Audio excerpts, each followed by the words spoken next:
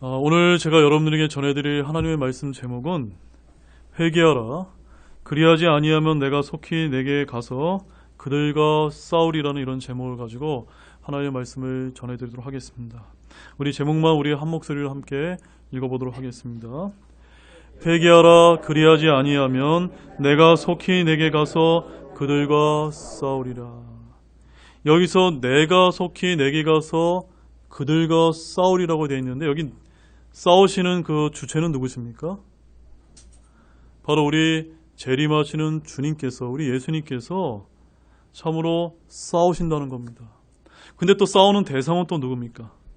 싸우는 대상은 사탄 마귀가 아닙니다. 여기서 싸우는 대상은 이 버가모 교회 내에서 하나님의 말씀에 따라 회개하지 않은 자들, 그들과 하나님께서 싸우시겠다고 하신 이 말씀을 여러분들이 반드시 기억하시기 바랍니다. 그래서 오늘 말씀을 통해서 과연 나는 회개할 필요가 없는가? 회개하고 있는가? 그래서 회개하지 않음으로 인해서 주님과 친히 싸우는 그 대상에 포함되지 않는 여러분 모두가 되시기를 원합니다. 우리는 이미 앞서 이제 두 교회를 이미 살펴본 바가 있습니다. 믿음 생활하기에는 에베소 교회가 서문화 교회보다 훨씬 좋았던 것 같습니다. 에베소 교회는 열매가 있는 훌륭한 교회였지만 나중에는 처음 사랑을 잃어버렸습니다. 복음의 능력과 감격을 잃어버린 교회였기 때문에 우리 주님께서는 그런 교회는 더 이상 필요하지 않으므로 등잔대를 그곳에서 옮기겠다고 경고하셨습니다. 반대로 지난주에 살펴본 서문화 교회는 어땠습니까? 믿음 생활하기에 너무나 어려운 교회였습니다. 박해가 너무나 심해서 환난과 궁핍 가운데 있는 그런 교회였습니다. 그러나 주님은 이 교회에 대해서 칭찬하셨다는 것을 잊지 마시기 바랍니다. 왜냐하면 살아있는 교회였기 때문입니다. 평안한 교회보다는 영적으로 싸우는 교회가 더 부유하다는 말씀입니다. 한 명 한 명은 매우 어려운 신앙생활을 이어갔지만 교회 전체는 살아있었던 교회가 바로 서문화 교회였다는 사실입니다. 말씀이 살아있고 기도가 살아있었던 교회가 서문화 교회였던 것입니다. 이제 우리는 어쩌면 한국 교회와 가장 비슷한 교회의 모습을 보게 되는데, 그 교회는 어떤 교회일까요? 바로 우리가 살펴보게 될 버가모 교회입니다. 이 버가모 교회는 이 세상으로부터 이중적인 공격을 받은 교회로 알려지고 있습니다. 하나는 직접적인 것이었는데 아마도 로마 황제 숭배 문제를 가지고 교회를 직접적으로 공격하였던 것 같습니다. 그 핍박으로 인해서 교회는 소중한 생명을 잃는 순교자가 이제 생겨났습니다. 그러나 이런 직접적인 핍박으로 교회가 무너질까요? 결코 무너지지 않습니다. 오히려 교회를 무너지게 한 것은 다른 것이었는데, 그것은 바로 교묘한 동화작용, 즉 타협이었다는 사실을 아시기 바랍니다. 무엇이 교회를 무너지게 했다고요? 타협이 무너지게 했다는 사실입니다. 세상은 한편에서는 박해를 하고 또 다른 한편에서는 화해의 제스처를 쓰기 시작합니다. 세상의 요구를 받아들이게 되면 교회는 어려움이 없어지고 편하게 되는데, 이것은 사탄의 고단수 정책이었습니다. 교회는 바로 이 사탄의 전술에 휘말려 들여서 지금 심하게 오염된 상태에 놓이게 되었던 것입니다. 우리는 버가모 교회의 모습에서 그렇게 타협하는 교회의 모습을 발견하게 됩니다. 자, 그럼 본문을 통해서 한 구절씩 하나님 말씀을 이제 살펴보도록 하겠습니다. 먼저 첫 번째는 버가모 교회에 나타나신 주님의 모습입니다. 자, 본문 12절 말씀을 함께 보겠습니다. 버가모에 있는 교회 천사에게 쓰라. 양날에 달린 날카로운 검을 가진 자가 이것들을 말하노라. 주님이 교회 천사에게 보낸 세 번째 편지는 버가모 교회 천사에게 보낸 것입니다. 에베소와 서문화가 상업적으로 소아시아 중심부 역할을 하고 있었던 항구 도시였던 반해, 이곳 버가모는 내륙으로 들어와 있어서 문화적인 측면에서 중심부이자 로마의 소아시아의 수도로서 BC 133년경 로마의 식민도시가 된 이래 로마 정부로부터 절대적인 인정을 받았던 그런 도시로 알려지고 있습니다. 즉 버가모는 상업도시가 아니라 당시의 문화와 종교와 학문의 도시로 이렇게 알려지고 있습니다. 왜냐하면 그 버가모의 도시는 이교도의 신전들이 많이 있었으며 특별히 제우스가 살았던 곳으로 알려짐으로써 이곳에는 높이 12m의 거대한 제우스 신전이 있었다라고 그렇게 이제 기록되어 있습니다. 로마 황제를 경비하는 신전 역시 이곳에 세워져 있었습니다.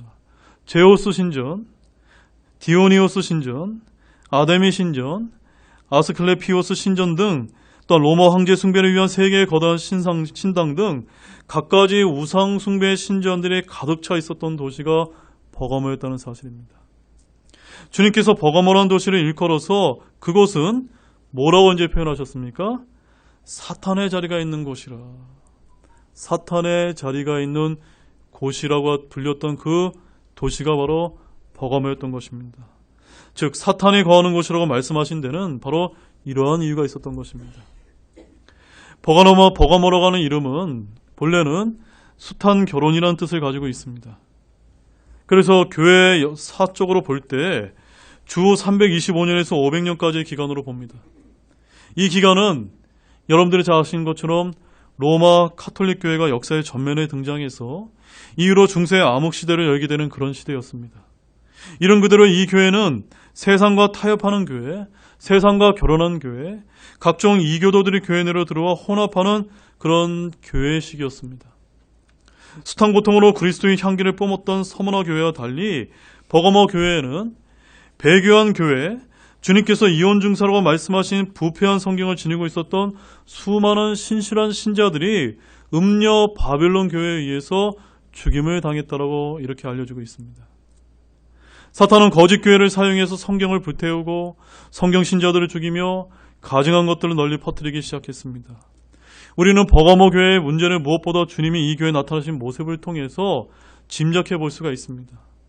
주님은 이 교회 자신의 어떤 모습으로 나타내셨습니까? 12절 말씀을 보게 되면 양날에 달린 날카로운 검을 가진 자가 이것들을 말하노라. 여러분, 양날에 달린 날카로운 검이 무엇입니까?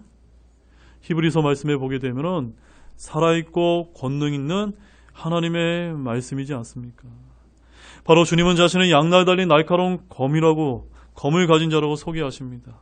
이는 계시록 1장 16절의 내용을 재언급한 것으로 권위와 공의와 강력함을 지닌 심판주로서의 예수 그리스도를 강조한 표현입니다. 검은 모든 병기의 제왕이로 불렸던 로마인들에게는 검은 곧 권력이요 힘이요 권세요 권위를 상징하는 것이었습니다. 그래서 이런 관점에서 주님은 양날에 달린 날카로운 검을 가진 자라고 자신을 소개하시며 온 세상의 통치자인 바로 자신임을 알려주신 것입니다. 근데 여기서 주님께서 양날에 달린 검으로 무엇을 어떻게 하시겠다고 말씀하고 계십니까? 주님께서 검을 들고 나선 것은 교회를 괴롭히는 원수들과 싸우기 위해서가 아니라는 사실입니다. 이미 이 교회는 대적 같은 것은 있습니까? 없습니까? 전혀 보이지 않는다는 것입니다. 왜냐하면 이 버가모 교회는 세상과 타협해 버렸기 때문입니다. 처음에 이 교회는 열심히 세상과 싸웠던 교회였습니다. 왜냐하면 세상이 직접적으로 공격을 해왔기 때문입니다. 그런데 나중에 시간이 흘러서 이 교회는 더 이상 세상과 싸우지 않고 세상과 타협하는 교회가 되었다는 것입니다. 그래서 주님께서 이 교회에 뭐라고 말씀하십니까? 주님은 양날에 달린 검으로 이 교회를 치시려 하신다는 말씀을 여러분 기억하시기를 바랍니다. 자, 두 번째는 버가모 교회를 향한 세상의 일차적인 공격입니다. 자, 13절 말씀을 보십시오. 내가 내 행위를 알며 내가 어디 거하는지 아노니 그것은 사탄의 자리가 있는 곳이라. 내가 내 이름을 굳게 붙잡고 안디바가 나의 신실한 순교자가 되어 너희 가운데 서고 사탄이 거하는 곳에서 죽임을 당한 그 당시에서 나의 믿음을 부인하지 아니하였도다.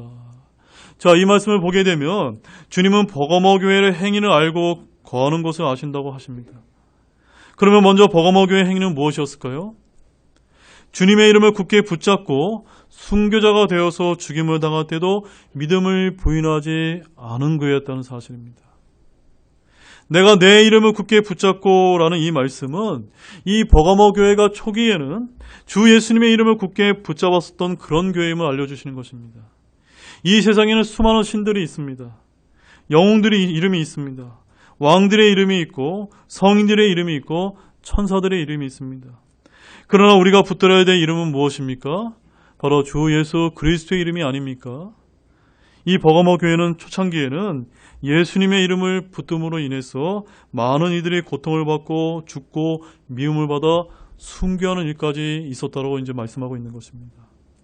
마태복음 24장 9절 말씀에 이런 말씀이 이제 기록이 되어 있습니다. 같이 보겠습니다. 그때 그들이 너희를 넘겨줘 고통받게 하고 너희를 죽이리니 너희가 내 이름으로 인해 모든 민족들에게 미움을 받으리라. 왜 이들이 미움을 받았던 것입니까? 바로 예수님의 이름으로 인해서 그들이 고통을 당했던 것입니다. 여러분들은 예수님의 이름으로 인해서 여러분 세상에서 여러분들 어려움을 겪고 계십니까? 이런 것들을 잘 기억하시면서 우리가 정말 예수님의 이름으로 인해서 이런 고난을 겪더라도 이겨내가는 여러분 모두가 되시기를 원합니다. 그래서 이런 일들로 인해서 13절 말씀을 보게 되면은 안디바가 나의 신실한 순교자가 되어라는 말씀을 볼 수가 있습니다. 즉 버가모 교회 안에 주 예수님의 이름을 굳게 붙잡은 자들이 있었고 결국 안디바는 주님의 신실한 순교자가 되어 죽임을 당했다는 사실입니다. 이런 핍박 가운데 놀랍게 믿음을 지킨 자가 있었던 것입니다. 주님은 그를 뭐라고 표현하셨습니까? 나의 신실한 순교자다라고 하는 아주 위대한 이름을 붙여주셨던 것입니다. 사랑하는 여러분, 이 교회, 이 버가모 교회는 어떤 교회라고 주님께서 책망하셨습니까? 세상과 타협하는 교회였다라고 이렇게 책망하지 않았습니까? 그러나 그렇게 세상과 타협하는 교회였지만 그 가운데 어떤 자가 있었다는 겁니까? 믿음을 부인하지 않고 예수 그리스도의 이름을 굳게 붙잡음으로 인해서 신실한 순교자가 있었던 그런 또 교회였다는 사실입니다. 자, 그런데 그가 어디서 이제 죽임을 당했다고 여기 기록하고 있습니까? 13절의 말씀을 보게 되면 너희 가운데 서고 사탄이 거하는 곳에서 죽임을 당했다고 말씀하고 있습니다. 이게 무슨 말씀입니까? 사탄의 자리, 사탄이 거하는 곳, 즉 버가모가 있는 교회는 사탄의 자리가 있는 곳에 거했다는 사실입니다. 사탄의 자리란 사탄을 섬기기 위해 세워진 건물과 장소를 뜻합니다. 이교도들의 신전으로 제우스 신전, 아테네 신전이 버가모 대표적인 신전 건물이었습니다. 버가모 교회는 그런 사탄의 자리가 있는 곳에 있었던 이교도들은 자신들의 신을 부정하는 성경 신자를 거기서 잡아다가 죽였던 것입니다. 뿐만 아니라 바벨론의 신비 종교를 그대로 흡수해서 버가모에는 고대 바벨론 종교 의식들이 거행되었습니다. 오늘날 카톨릭 교회들이 행하는 대부분의 이교도들의 종교 의식이 그대로 버가모 교회로 유입되었습니다. 그래서 주님은 버가모를 사탄의 자리가 있는 곳, 사탄이 거하는 곳이라고 말씀하셨던 것입니다. 서머너 교회에는 사탄의 회당인 자들이 있었듯이 이 버가모 교회는 사탄이 거하는 곳이라고 불리는 그런 자들이 있었습니다. 역사를 돌이켜보게 되면 이 버가모 교회는 로마 카톨릭 교회의 역사와 정확하게 일치한다는 것을 우리가 알 수가 있습니다. 신실한 순교자들은 카톨릭 교도들, 즉 사탄이 거하는 곳에서 종교 재판을 받고 죽임을 당했습니다. 이러한 일은 유대인들 사이에서도 마찬가지였습니다. 초대교회 역사가 그러하듯이 유대인들은 그리스도인들을 잡아 죽였는데 그들이 있는 회당, 성전은 사탄이 거하는 곳에 불과했습니다. 하나님을 믿는다고 외치는 유대인들, 주님을 외치는 카톨릭 교인들 가운데서 신실한 순교자가 되어 죽은 이들은 바로 사실 사탄이 거하는 곳에서 죽임을 당했던 것이다라고 성경은 우리에게 알려주고 있는 것입니다. 마귀는 처음에 무식한 방법으로 믿음을 탄압하고 죽이려 합니다. 우상 하나를 세워놓고 무조건 거기에 절할 것을 강요하고 절하지 않는 자를 때리거나 고문을 가합니다. 그러나 이러한 방법으로 사탄이 교회를 이길 수 있을까요? 결코 이길 수 없다는 사실입니다. 왜냐하면 이런 핍박이 일어난과 동시에 신자들은 일제히 자던 영적인 잠에서 깨어나 경계 상태로 돌입하기 때문입니다. 잠을 자는 사람이 없습니다. 모두가 깨어서 기도한다는 사실입니다.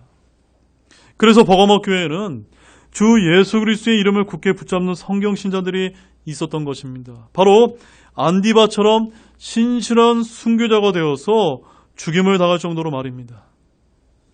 버가모 교회 성도들은 이런 고난과 위기 속에서 믿음을 부인하지 않았습니다. 주님께서 칭찬하신 버가모 교회의 위대한 점이 바로 이것이었습니다. 버가모 교회는 사탄이 자리에 있던 교회요, 사탄이 거하는 곳에서 죽임을 당하는 성도들이 있었지만 그러한 환경에 전혀 굴복하지 않았던 교회였음을 잊지 마시기 바랍니다.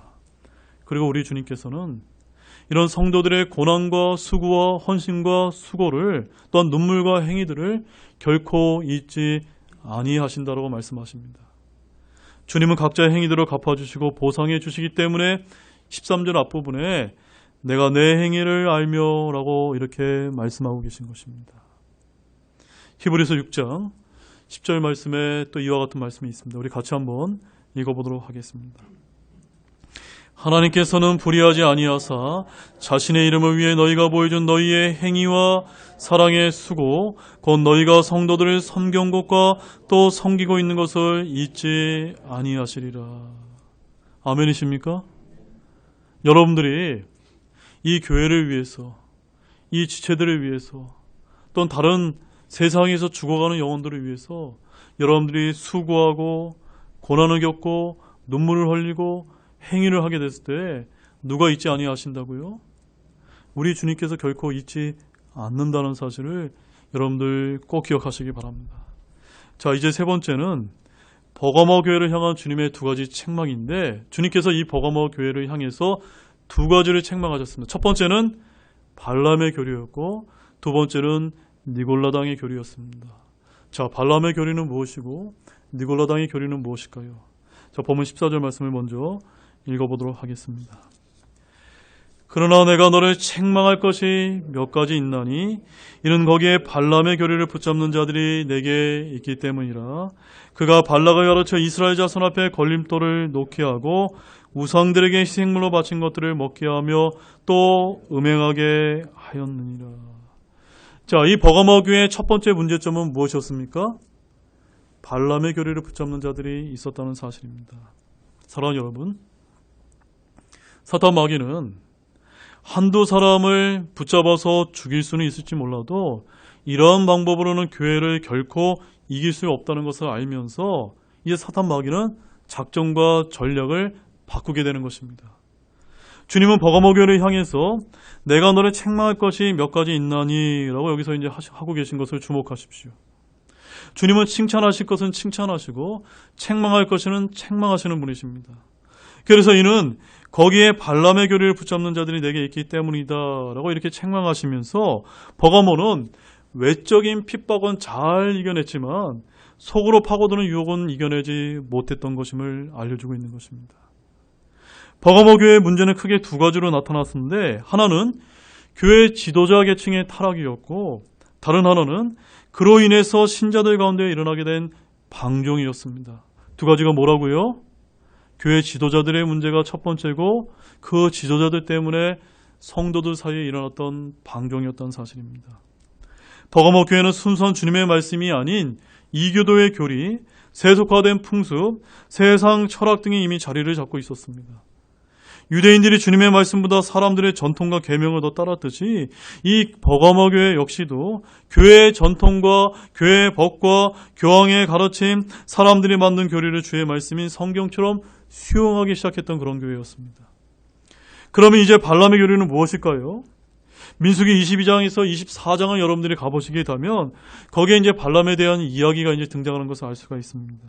거기 가보게 되면은 발람은 히브리인이 아니면서도 대언자로서 돈을 더 사랑해서 돈에 자신의 예언을 팔아먹은 아주 대표적인 타락한 대언자로 이제 기록이 되어 있습니다. 이스라엘 자손들이 광야 40년간 훈련을 받고 가나안 땅으로 가면서 가장 무서운 적이 있었다면 그가 누군지 아십니까? 그가 바로 발람이었다는 사실입니다. 이 발람이 얼마나 심한 해를 이스라엘 백성에게 해를 끼쳤냐면 발람의 계책 때문에 이스라엘 백성이 다 망할 뻔한 적이 있었다라고 성경은 그렇게 기록하고 있습니다. 자, 자세한 배경은 이렇습니다. 그 당시 모압 왕 발람은 이스라엘 군대가 쳐들어온다는 것을 보고 너무나 두려워했습니다. 왜냐하면 그들의 숫자가 많은 데다가 또 하나님께서 함께 계셔서 모든 이방원 등을 이기게 해주셨기 때문이었습니다. 그래서 발락은 이제 발람을 불러서 이스라엘 백성들을 저주하게 했으며 그에게 금은보화는 물론이고 높은 지위를 보장하게 이루었습니다. 이런 모압 왕의 부름을 갖고 발람은 가야 됩니까? 가지 말아야 됩니까? 가지 말아야 되죠. 당연히 가지 말아야 되는데도 불구하고 그는 갔다는 점입니다. 왜냐하면 너무나도 돈이 탐났기 때문이었습니다. 결국 발람은 모압 왕에게 갔고 그가 시키는 대로 제단 위에서 이스라엘 백성들을 저주하려고 했습니다. 그러나 하나님의 영이 그에게 임하면서 그의 입을 틀어막아 주어서 저주 대신에 축복이 나오게 만들어 주셨다는 사실입니다. 주님께서는 발람에게 명하여서 이스라엘을 저주하는 말을 단 한마디도 못하게 하시고 도리어 축복하게 하셨던 것입니다. 발람은 직접 이스라엘을 저주할 수 없게 되자 이제 어떻게 하게 되는지 아십니까? 발락에게 하나의 아이디어를 이제 제시해 주어서 이스라엘 자손 앞에 걸림돌을 이제 두게 만들었다는 사실입니다. 자, 어떤 걸림돌을 두게 했을까요? 이스라엘이 스스로 죄를 범하도록 유혹해서 주 하나님께 심판과 저주를 받도록 하는 것이었습니다. 발락은 이스라엘을 모압의 신전으로 안내해서 음식과 여자를 제공했습니다. 그러자 이제 이스라엘 백성들은 이 모압의 땅 시팀에서 모압의 딸들과 행음하기 시작했고 자기의 신들에게 희생물을 드릴 때 이스라엘 백성들을 부르자 그들은 와서 먹고 그들의 신들에게 경배하게 하는 우상숭배죄를 지게 되었던 것입니다. 자, 민수기 25장 1절과 2절을 보게 되면 이스라엘 백성들이 이 발람에게 속아서 어떻게 이제 우상숭배를 하게 되는지 함께 읽어보겠습니다. 이스라엘의 시팀에 머물러 있었는데 이때 백성이 모압의 딸들과 행음하기 시작하니라. 그들이 자기 신들에게 희생물을 드리는 곳으로 백성을 부르매 백성이 먹고 그들의 신들에게 절하니라. 아시겠습니까? 이 발람의 아이디어를 줘서 발락이라고 한 이 왕이 이스라엘 백성들을 불러 모아서 그들에게 음식과 여자를 이제 제공함으로 해서 타락하고 우상숭배하게 만들었던 것입니다. 바로 이 사건으로 말미암아 하나님의 분노가 극도로 타오르게 되면서 민수기 25장 9절 말씀을 가보게 되면 이스라엘 백성이 무려 2만 4천 명이 죽임을 당했다라고 이제 기록을 하고 있습니다. 이때 비느하스가 등장을 해서 하나님의 진도를 겨우 막았다라고 성경은 우리에게 이제 알려주고 있는 것입니다. 사랑하는 여러분, 어려운 핍박이 일어날 때 신자들은 오히려 더 열심히 믿음을 지키려 하게 될 것입니다.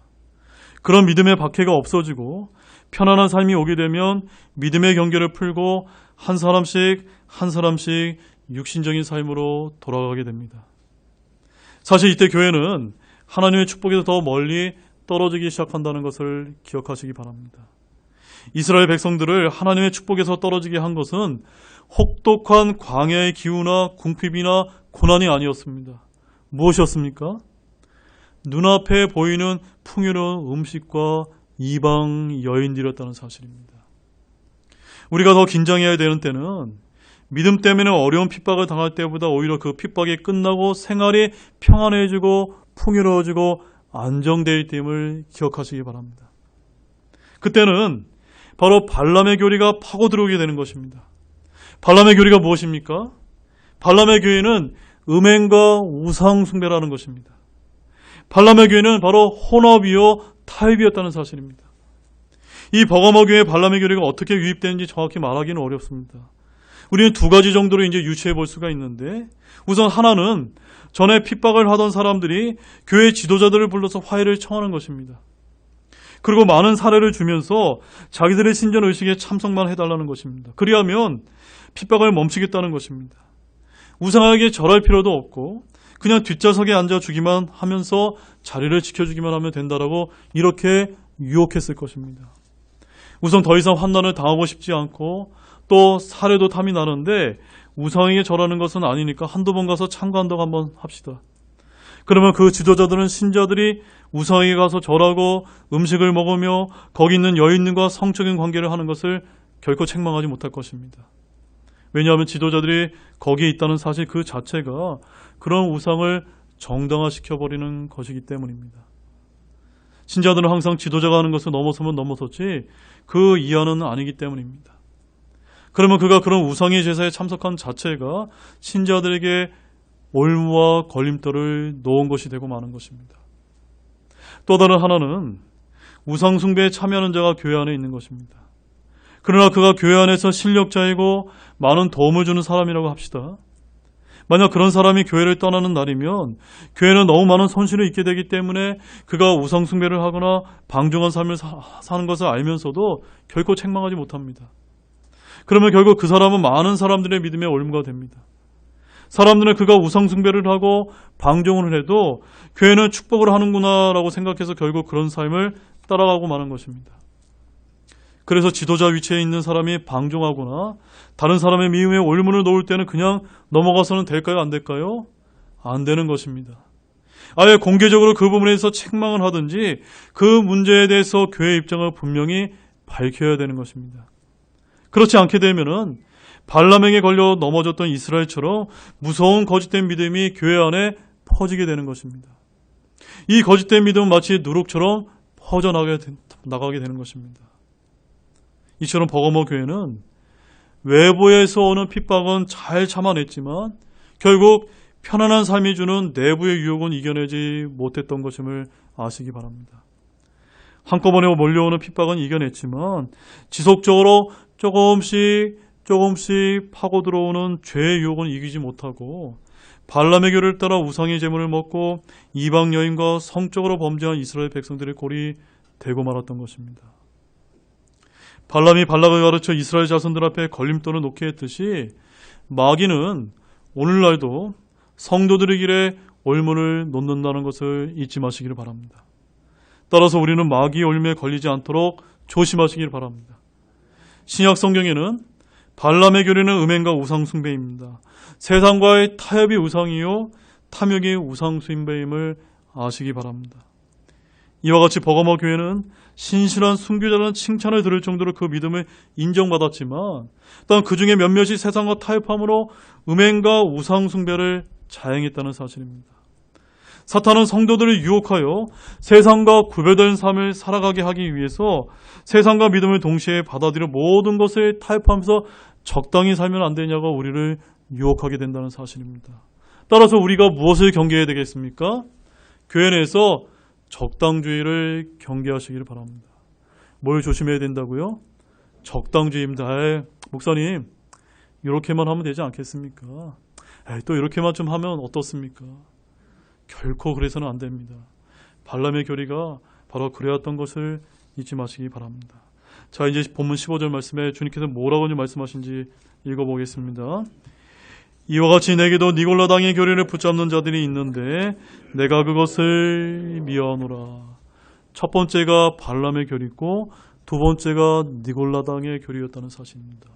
사랑하는 여러분, 우리는 에베소 교회를 살펴볼 때 주님께서 니골라당의 행위를 미워하신다는 말씀을 이미 살펴본 바가 있습니다. 니골라당의 교리가 무엇입니까? 니골라당의 교리. 니골라당의 교리는 다른 것이 아니라 교회 내에서 성직자 계급을 만들고 제사장 계급과 같은 계급체계의 교리를 말하는 것입니다. 구약의 유대교회는 대제사장이 있고 레위 지파의 제사장들이 있었습니다. 거의 모든 이교도들의 종교에도 동일한 제사장 체계가 있었다는 사실입니다. 그러나 신약교회는 그런 체계가 있습니까? 없습니까? 그런 체계가 존재하지 않습니다. 모든 신자들은 서로가 형제요, 서로가 지체이기 때문입니다. 지역교회는 감독이요, 목사요, 장로가 있고 또한 집사와 같은 직무자들이 있지만 그것들은 계급이 아니라 섬기는 직무자들인 것입니다. 에베소 교회는 니골라당의 행위를 미워했습니다. 그래서 계시록 2장 6절 말씀에 주님께서 그것을 미워하노라라고 이렇게 말씀하셨던 것입니다. 그럼에도 불구하고 버거모 교회에는 어떤 자들이 있었습니까? 니골라당의 교리를 붙잡는 자들이 있었다라고 주님께서 책망하셨다는 것입니다. 이것은 오늘날로 말하자면 어느덧 교회는 성직자 제도를 교회법으로 만들어버린 것과 같습니다. 카톨릭과 성공회 등을 보게 되면 니골라당의 교리를 붙잡는 데 철저한데 그들은 지옥교회를 구약의 성전으로 목사나 사제를 하나님이 세우신 레위 제사장과 같은 거짓 니골라당의 교리를 붙잡고 있었던 것입니다. 주님은 버거모 교회에도 니골라당의 교리를 붙잡는 자들이 있었으며 주님은 그것을 미워하신다고 하는 그런 말씀을 기억하시기 바랍니다. 자, 이제 마지막 네 번째로 버거모 교회를 향한 주님의 경고를 보겠습니다. 자, 16절 말씀을 다시 한번 읽어보겠습니다. 회개하라. 그리하지 아니하면 내가 속히 내게 가서 내 입의 검으로 그들과 싸우리라. 자, 여러분, 버가모 교회 두 가지 문제가 무엇이었습니까? 발람의 교리와 니골라당의 교리를 붙잡는 자들이 있었다는 사실입니다. 바로 이 발람의 교리와 니골라당의 교리를 회개하지 아니하면 누가 가서 싸우신다고요? 주님께서 그러한 자들과 싸우시겠다는 사실입니다. 이제 주님은 버가모 교회를 향해서 회개하라고 명하셨습니다. 이 말씀은 삶의 방식을 완전히 바꾸라는 것입니다. 회개는 단지 죄를 슬퍼하는 자신을 애통하는 것이 아닙니다. 죄를 깨달았다면 그 죄를 버리고 완전히 삶을 뜯어고치는 것입니다. 자신의 죄악을 시인하고 자신의 의로 돌이켜야 합니다. 단지 죄를 알고 인정하는 것으로 그쳐서는 안 되는 것입니다. 우리는 성경에서 회개하라는 명령을 반복해서 듣곤 합니다.